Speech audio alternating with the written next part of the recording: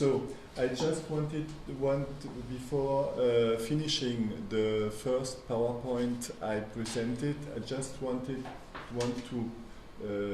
tell Aiko what about was the first session. In the first session, mainly I presented in a critical way two main works in the break with naturalism.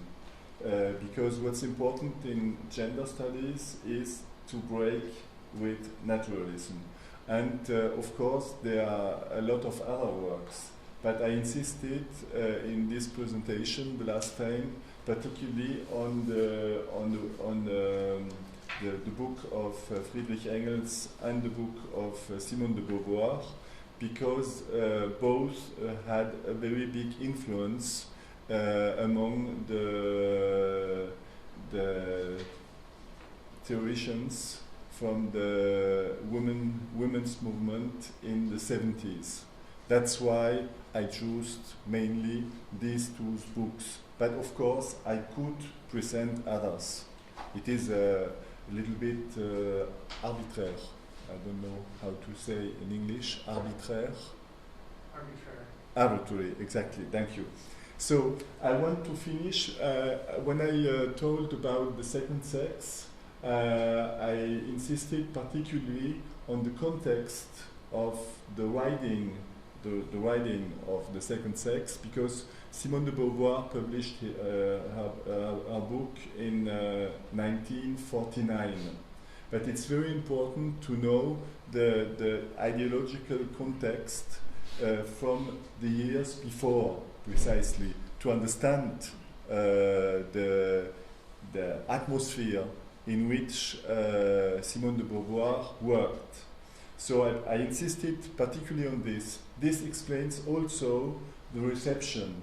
The reception of the book was a very, mainly a very negative reception at the moment, because it was very taboo that a woman, a philosopher woman, writes about feminine sexuality.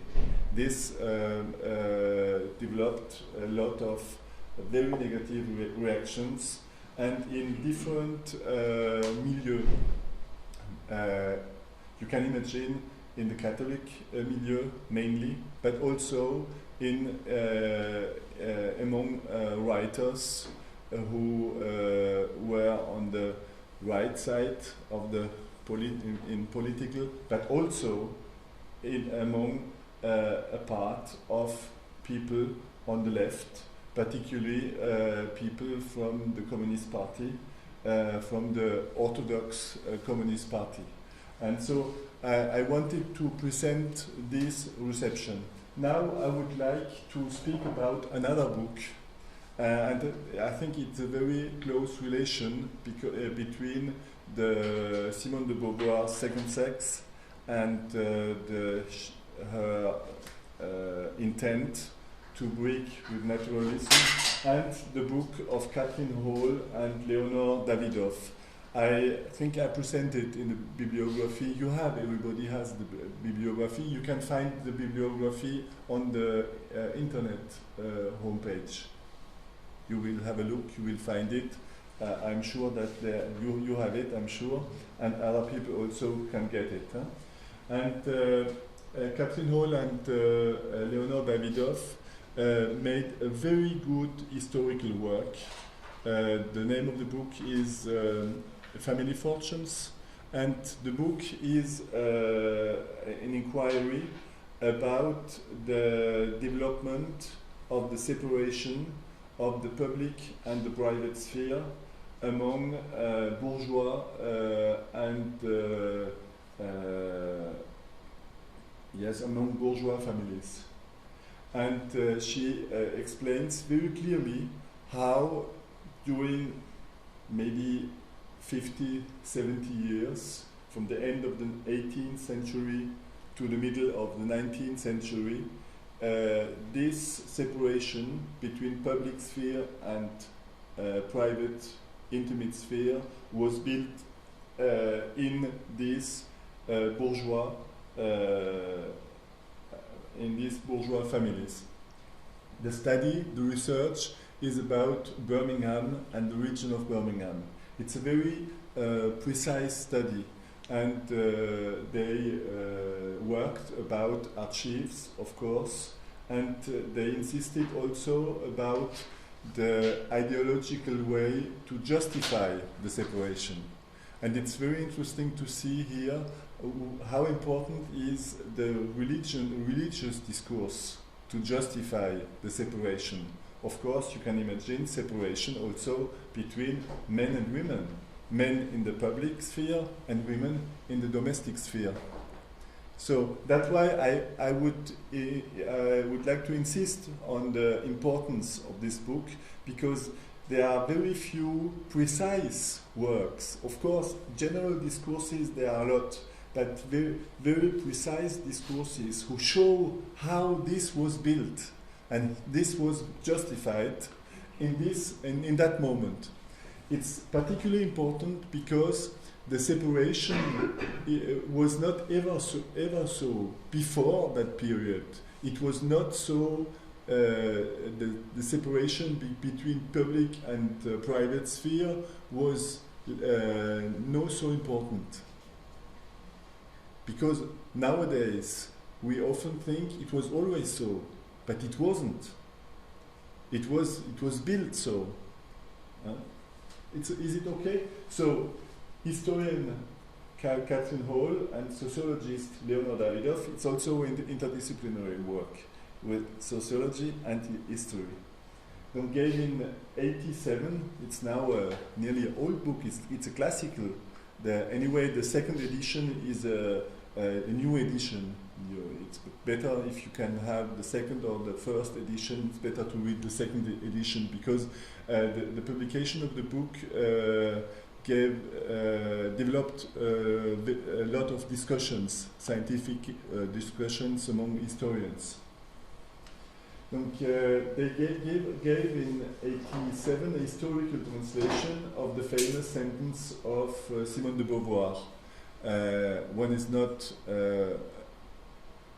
born woman, one is to become one. Hein? On ne naît pas femme, on le devient. They studied the formation of the middle classes in Birmingham and in Essex during the English Industrial Revolution from the end of the 18th century until the mid-19th century. The two English feminist scholars showed that one is not born a woman or man, indeed. They showed how the gendered identities of the members of that English provincial middle class are mutually, that's what's important is that mutually. That shows also the importance of the relation, of the interactions of both.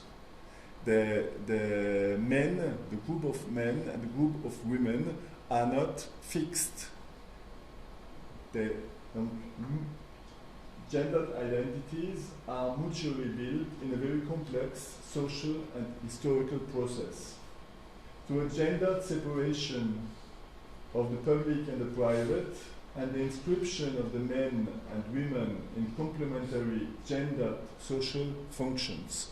I would like to insist on one word here, the word complementary.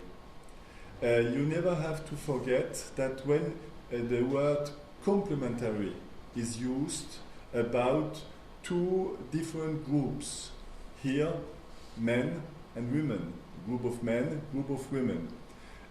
When we think complementary, we forget every time we forget the inequalities.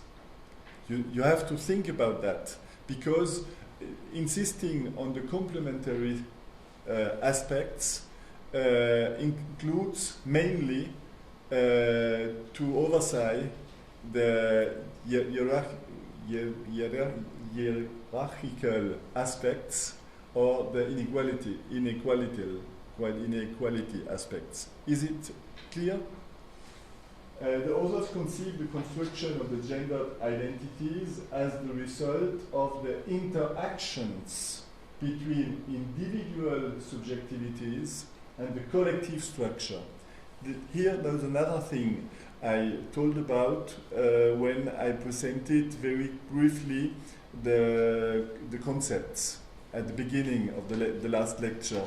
What's important in that historical work is that they insist on the not only interactions between the two groups, group of men and group of women, but also the interactions between the subjectivities of men and of women and the collective structure.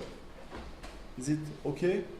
I will come back on these aspects later in the next lectures when I will present the way to build precisely the concept of social division and particularly sexual division of labor and the concept of social relations between the sexes. Because there also is, the authors insist on the interaction between subjectivities and social structure. The work directly draws on Edward Thompson's formation of the English working class. I don't know if you know the work of Thompson. It's a very important classical work. Edward Thompson published his work, I don't remember exactly when, but I think in the 60s. I think it's probably translated in Japanese and Portuguese. It's a very, very important work. And what is particularly important in the historical work of Thompson is that Thompson shows how difficult it was to build a collective conscience among the English working class. He shows in his book that it needed nearly 60, 70 years to build a collective conscience amongst the English working class. The same period, end of the 18th century, middle of the 19th century. So the work of Thompson is important also to relativize the situation from today, because it was never easy to build a collective conscience amongst dominated people. Here Thompson speaks, of course, from social classes, and particularly about the dominated social class from that time, the English working class. But you can make a similar analysis when you are speaking from other, or when you are working about other dominated groups, particularly, for instance, women, the group of the women.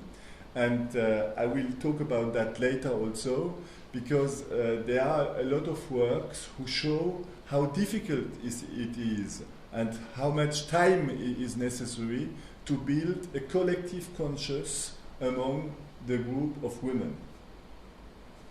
So, the work of Thompson has one major default, a lack. Something who is not complete. What is not complete in the work of Thompson is precisely the fact that Thompson oversaw completely the gender. He say nearly nothing about men and women.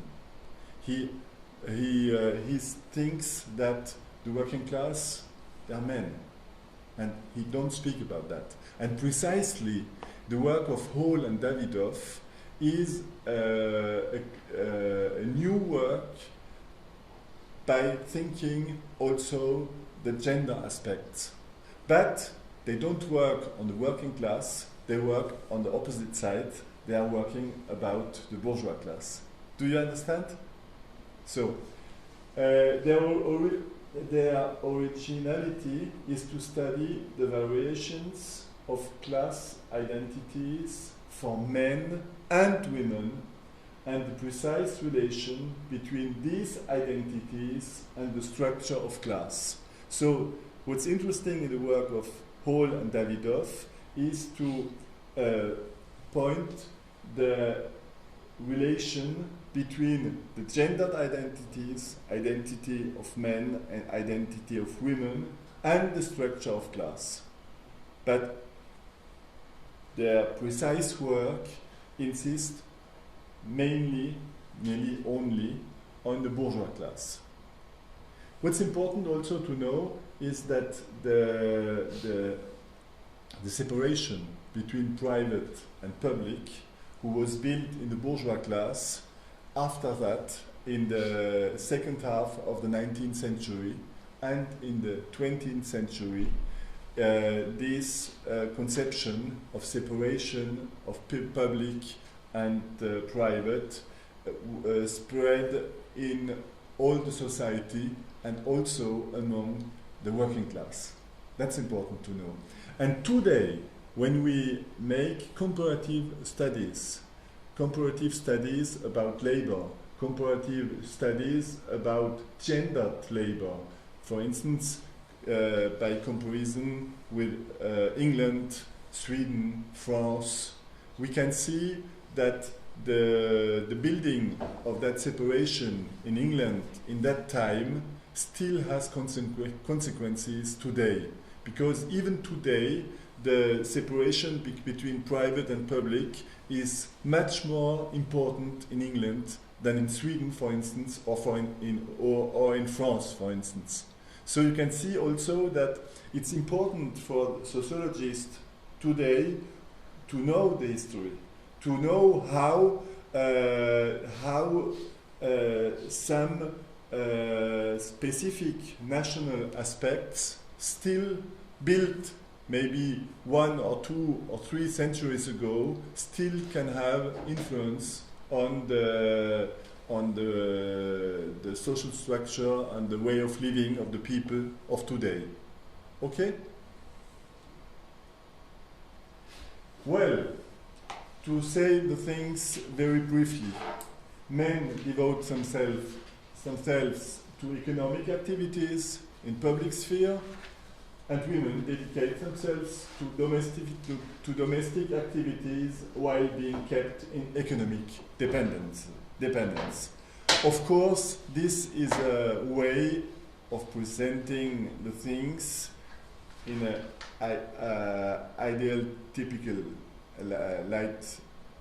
You understand, it's not in the real life, it's sometimes a little bit more complicated. To justify the strict separation of activities and spaces, what's important is the separation. I will speak about that later in the last lecture, about the concept of social relations between the sexes. To justify the strict separation of activities and spaces between men and women, between private and public sphere, the protagonists of these transformations used the religion, which give a deep moral direction to both the positions occupied by each sex. This is important to know, how religion is very often a way to concentrate some ideological aspects. Hall and Davidoff show that class consciousness takes up gendered forms, and that gender and relations between the social sexes, to say it in this way, gender and class, class shaped by relations of class. I always will insist on that word relation, in French, rapports sociaux. Because when you say class, gender and class, you don't insist on the relations, and always will insist, and the French concepts will insist on the relation aspect. So gender and class go hand in hand. That's important again. We could see the same, remember, when we overviewed quickly the work of Engels. Even if there are some aspects to criticize, we also saw that Simone de Beauvoir, at the end of his life, when in an interview, insisted also on the fact that it is necessary to think in the same time gender and class, even if she doesn't do that in her work. In her work, she insisted on women.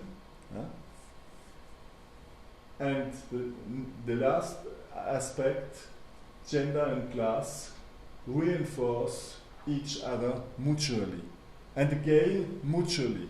And what's important in that English historical work is that these aspects, the way that gender and class are influencing them mutually, is very important.